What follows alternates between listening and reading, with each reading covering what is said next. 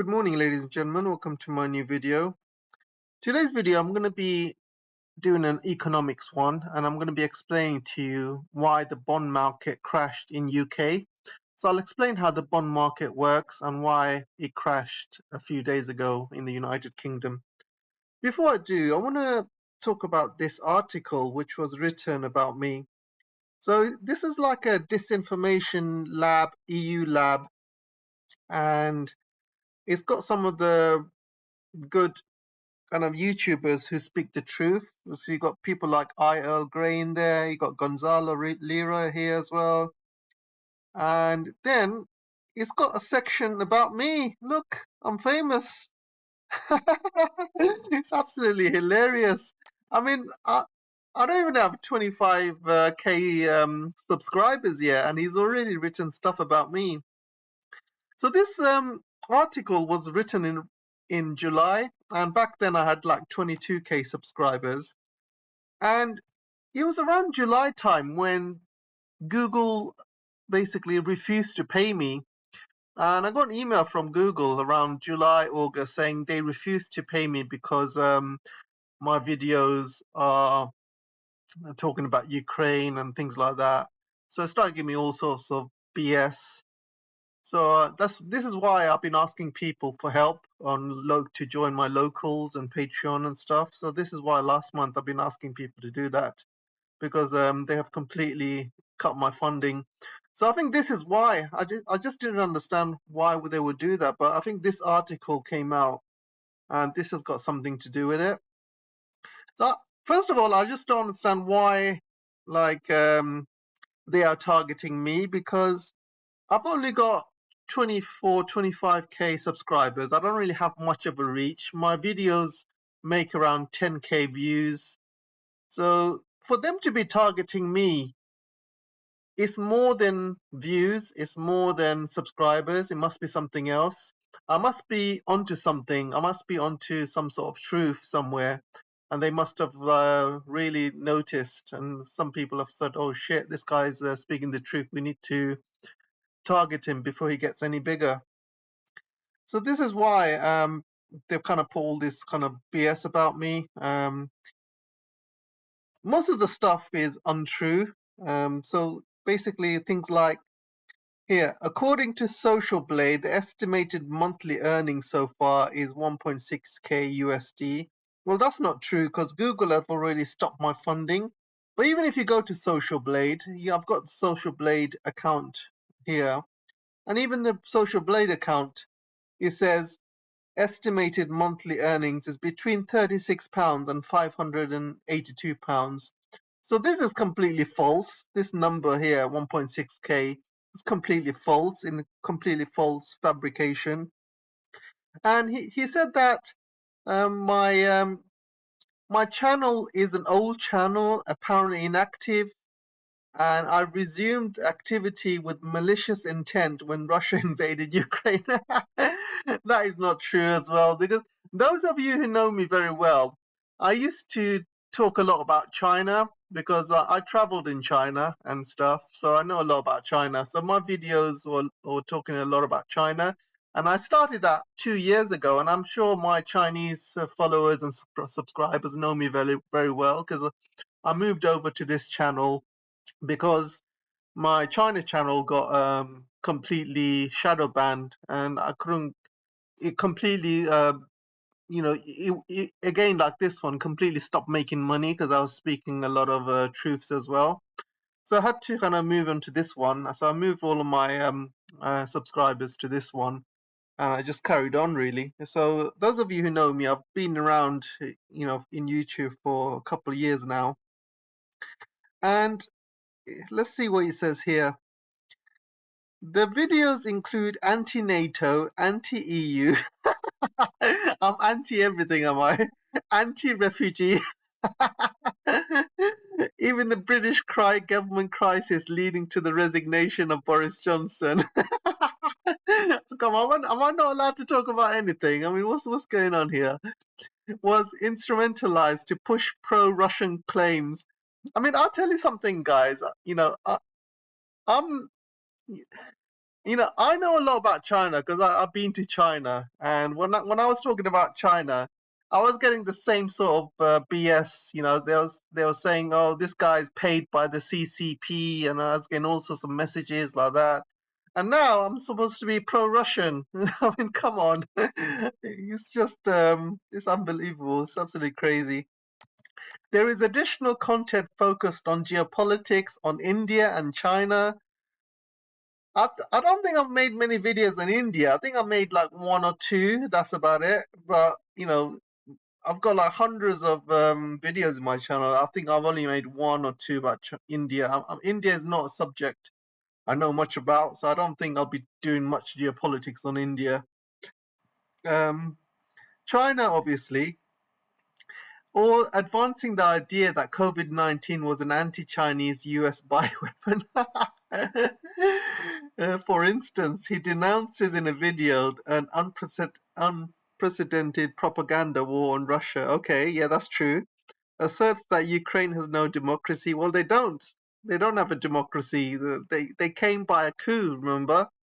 And look what Ukraine is doing now. They putting all their um, Zelensky's basically adversaries into jail. They are shutting down all media that, talks anything bad about Ukraine. This is not a democracy, guys. Anyone that knows how democracy works will know that, Ukraine is not a democracy. States that NATO and the Americans are pushing this war, which is true, and that Zelensky is a puppet to the US and the West. Of course he is. so so obviously, where is the line? This is all the truth, from which he gets billions in properties and savings. Of course, I mean, you just have to look at the Pandora papers that have been released, and you can see all of Zelensky's holdings, properties, the amount of money he's got, and it's crazy. So I just wanted to kind of cover that. So I'm a bit shocked that they covered me. I didn't think they would add me until I get at least 100k followers or subscribers or nearabouts. The fact that they're targeting me, a small channel like me, shows that I'm onto something. So and you got to understand, guys, how many channels are there on YouTube? There's billions and billions of channels. Every single day, people are uploading hundreds and thousands of videos. There's hundreds and thousands of channels starting every single day. So, and out of all of those billions of channels, billions of videos, they target my channel, which has only got 25k subscribers. There's channels out there with millions of subscribers, and they target me. I'm like a small fish. I don't believe it, guys. Anyway, I'm going to put the link in there so you can go and read it yourself and have a laugh. Anyway, back to the show, guys. So the fact that I'm on this list means that they are scared of me, that I am onto something. I am spreading some sort of truth, and they're scared of that and they want to shut me down. So all of you who are supporting me out there, you're doing the right thing, and I will be needing your support more than ever. So if you haven't joined my locals or Patreon, make sure you join it, because I want to be as independent as possible away from YouTube. And I appreciate everyone that has supported me so far. It really has helped me and helped my channel grow. So carry on doing it, guys. I really, really appreciate it. So let's carry on with the show. I'm going to be explaining to you what a bond is, how the bond market works, and why the UK bond market crashed a few days ago. So before I start, I'm going to explain what a bond is. So imagine if a country, I'll say UK as an example. So say UK needs 100 billion for like infrastructure project, or to pay for cost of living crisis or something, or an emergency like COVID. So what they do, they release these government bonds. And these government bonds, what they'll do with this 100 billion, they'll split it into small chunks. And each chunk will be like, what you'll have a £1,000 bond, you'll have a £5,000 bond, you'll have a £500 bond, you'll have a £10,000 bond. So they'll split into all these different chunks, and they'll provide interest rates based on different bonds. So, as an example, for a £1,000 bond, the government will say they'll give you 5% interest on that bond. So, say this bond matures, say it's like a 10-year bond at 5%. So, after 10 years, you will get that £1,000 plus the 5% interest. And this will be paid yearly, an annual payment of £50. So, however long you hold that bond, you will get that £50. And obviously, you will get that money back. That £1,000 bond, you'll get that back plus with interest. And governments around the world do this because one is to raise funds. Secondly, for investors, this is a very safe way to make money. You probably don't make that much money, but you still make money. And this is a very safe way for investors to make money. You don't lose money. There's not much risk in this.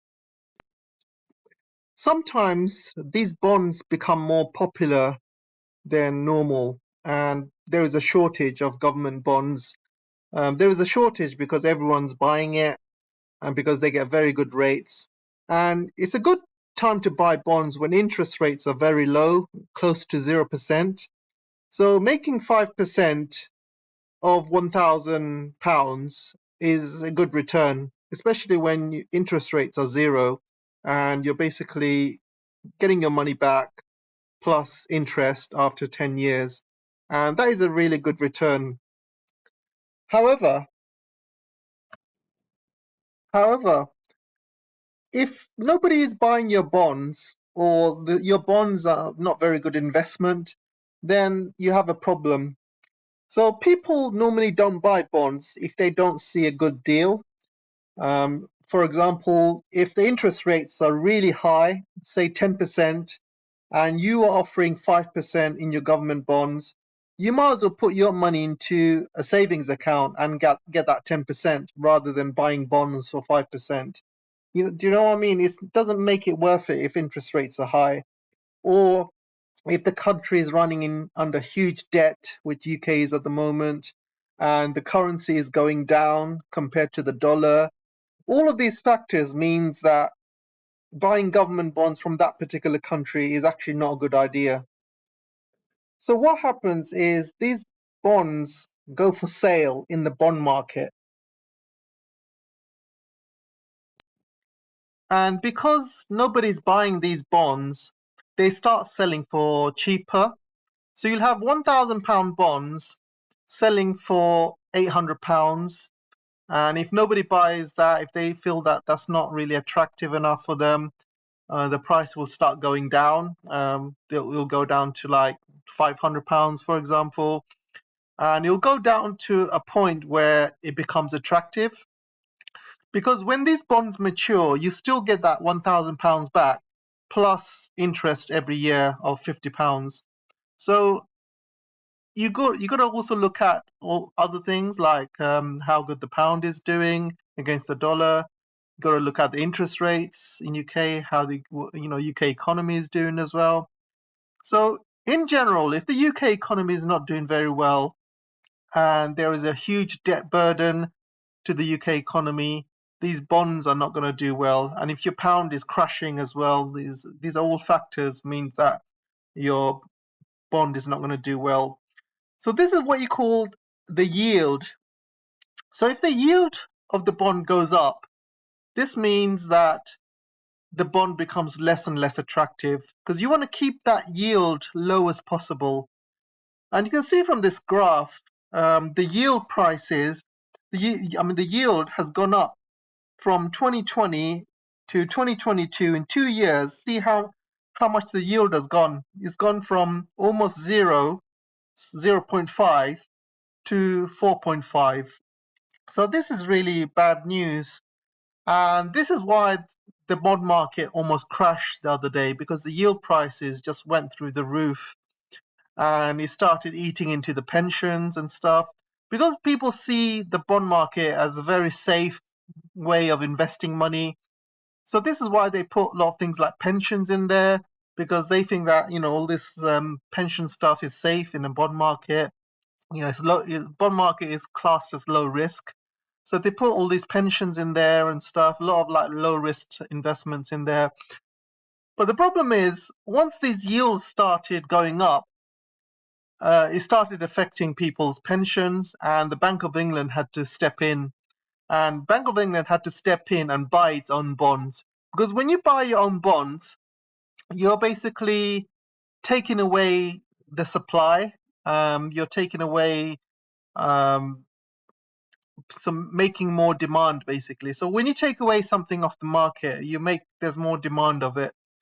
So for example, if I come in and there's 10 barrels of oil on the market and nobody's buying them, but if I come in and buy 9 barrels, for example, and only leave 1 barrel for the market, that barrel becomes more attractive to investors because they think, oh God, this must be a popular bond because there's only one left. We need to go in and buy that bond. And as you know, the Bank of England does not have that money to play with. I think they spent about 65 billion to buy the bonds. They're going to have to print money to do that. And whenever you print money, that includes more money into the circulation. That includes more pounds into the circulation. And that brings up inflation as well. So more pain is to come, when you start printing money. And they've been printing money for years now since the pandemic. And now we're suffering from it with all the inflation that's going on. But that's another topic. So the reason having high yields is very dangerous for the government because they have to pay all of that back. And this is why having high yields is so dangerous because if the UK government has a debt of 2.3 trillion as of 2022, the annual interest on that will be 88 billion pounds. So when your yield goes up, and you can see the yield maybe gone up by 2% from 3.75 to 5.5, give and take. Your interest on that would be 129 billion. So that's almost 50 billion on top of what the government would have to pay back where the yield prices were low. So can you see the danger of having high yields? The government is putting major risks, and this is the problem really. And the government doesn't really have that kind of money to spend. So when the government has to pay more in interest, this means that they're going to have to raise taxes, or they're going to have to print more money, or they're going to have to basically cut services. So one of the three things they will do, or they will do all three things. Each one of those three things is bad as the other because if you print more money, you have inflation. If you raise taxes, your people are going to be complaining, probably even rioting on the streets if they can't afford it.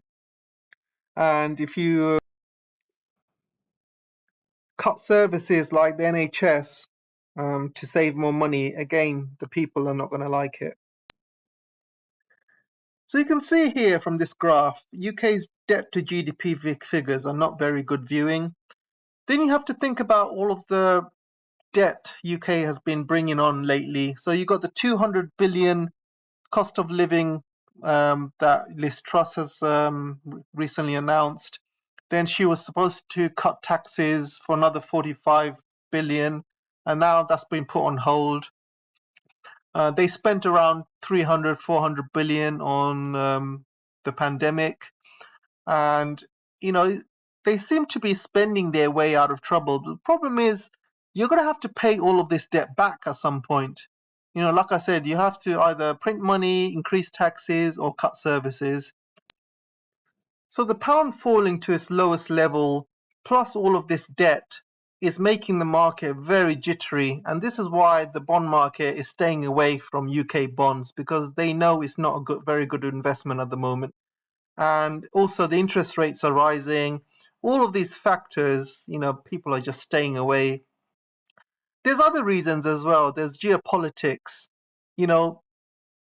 United States is not going to buy UK pound bonds, because you've seen how the pound has fallen against the US dollar. It's almost parity at the moment. It's going up and down, but You know, if you're an US investor, you're not going to buy British bond because you know that your dollar's getting stronger day by day against the weak pound. So you are not going to buy it. So other countries that would have bought these bonds is China. If China had a good relationship with UK, they would have bought the bonds. If Russia had a good relationship with UK, they would have bought the bonds because Russia, you still have a lot of rich people, a lot of oligarchs, and China, you have the second biggest economy, and of course they would have bought British bonds. If the UK was in trouble, I bet you China would have come in and say, you know what, we'll buy all of these bonds for you just to help out. Because this is exactly what China did during 2008 financial crash. They went and helped USA by buying bonds, by buying debt, and they helped them get out of that trouble. So if UK had an open policy, not following geopolitics, not following American foreign policy, if they had their own foreign policy and had a good relationship with China rather than something very antagonistic, very aggressive, very anti-Chinese, then China would have helped. And if you alienated the two biggest economies in the world, then you're in trouble. You've alienated the Middle East. Middle East is not going to help you because Liz Truss has come on recently and said that she's a Zionist and she stands with Israel. So all of the Middle East is going to be pissed off at her. The Europeans have got their own issues, so they're not going to help. So you see, Britain has pretty much alienated themselves. And you just have to look at British trade figures, British GDP, British manufacturing. Everything has been going down ever since Brexit. Then you had the COVID thing going on. Now you got. Then they decided to print a shit ton of money during COVID times, which brought up the inflation. And this year they've made it worse by sanctioning themselves, sanctioning Russia. But in fact, they've sanctioned themselves. Oil prices have gone up. Fuel prices, gas prices are going up. So Britain has pretty much shot itself in the foot. And it's not a really good investment destination anymore. Companies are moving out, investments are moving out, people are moving out. There was a real big clampdown against Russian oligarchs in UK. And guess what all of them did? They took all of that money and ran. They've left Britain. They've gone to Dubai. People like Roman Abramovich, who used to own Chelsea Football Club, were forced to sell, and now he's gone. Britain has been leading this anti-Russian, anti-Chinese brigade for a number of years now. And the Chinese are now starting to take away all of their investments. Any investment that Chinese want to do in UK, the MPs just stand up. You have Ian Duncan Smith saying, oh no, we can't have the Chinese investing in that. It's national security. Kick them out. Any investment China wants to do in UK, they get kicked out. Then you have Brexit as well, and Brexit trade with Europe is pretty much non-existent. Either companies have moved to the Eurozone, or people have stopped trading with Europe altogether, or there's less trade because of red tape. Either way, Brexit is really, really affecting us in trade terms. So, in conclusion, Britain is pretty much screwed. Nobody's buying their bonds. They've become pretty much useless. So in conclusion, with all of these issues Britain is having, the bond market is pretty much dead in UK. Most of the bonds are worthless. Nobody even wants to come near them or buy them. And this is costing the British economy a lot of money. And they are saddled in debt, and the next generation will have to pay for it all. And it's really, really sad. It's sad because I live in UK and I hate to see this country go down like this, but I blame the leaders. I blame Boris. I blame Truss. The way this government and this country is being run is an absolute shambles, absolute shambles. So that's all I wanted to say for now, guys. Don't forget to like, share, subscribe. If you want to support me, please join my locals and Patreon. Really appreciate the help. Thanks a lot. Bye.